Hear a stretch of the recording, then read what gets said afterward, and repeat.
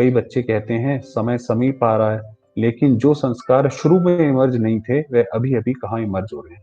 कई बच्चे, इसका मतलब क्या है कि कई बच्चे कहते हैं कि जैसे जैसे हम आगे बढ़ते जा रहे हैं, तो जो संस्कार हमें पहले कभी भी ऐसे विचार नहीं आते थे, कुछ भी नहीं आते थे, अब वो भी सामने सामने आ रहे हैं।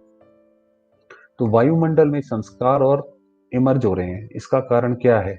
ये माया के वार का एक साधन है।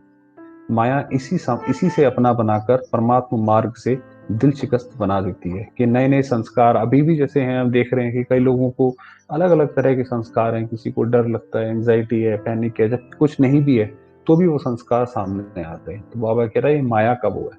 सोचते हैं अभी तक ऐसे ही हैं, तो पता नहीं समानता की सफलता मिलेगी या नहीं मिलेगी। फिर ये विचार आता है कि जब इतना टाइम हो गया हमें करते करते, तो पता नहीं आगे जो ब्रह्मा बाबा के समान बनेंगे या नहीं बन पाएंगे। कोई ना कोई बात में जहां कमजोरी होगी, उसी कमजोरी में माया दिल शिकस्त बनाने की कोशिश करती है। अब जहां पे भी हमारी कमजोरी होगी, माया उसी गेट से आएगी।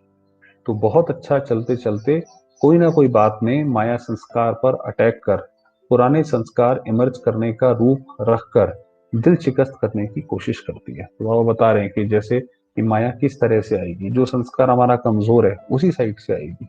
लास्ट में सब संस्कार समाप्त होने हैं, क्योंकि हमने तो वापस जो जाना है वो आत्मा ने संपूर्ण बन के जाना है। जो मूर्ति है, जब वो पूरी तरह संपूर्ण होती है तब वो पूजन लायक होती है। जब तक उसमें एक हल्की सी भी कमी है, आप देखिए मूर्ति कभी भी खंडित नहीं रखी जाती मंदिरों में। तो उसी तरह से हम भी तो भविष्य के लिए तैयार हो रहे हैं ना। तो हमारी भी ये मूर्ति, अगर उसमें भी कोई भी कमी होगी तो माया उसी रूप से पेपर लेगी। इसलिए कभी कभी रहे हुए संस्कार इमर्ज हो जाते हैं। लेकिन बाप दादा आप सभी भाग्यवान बच्चों को इशारा दे रहे हैं, घबराओ नहीं, माया की चाल समझ जाओ।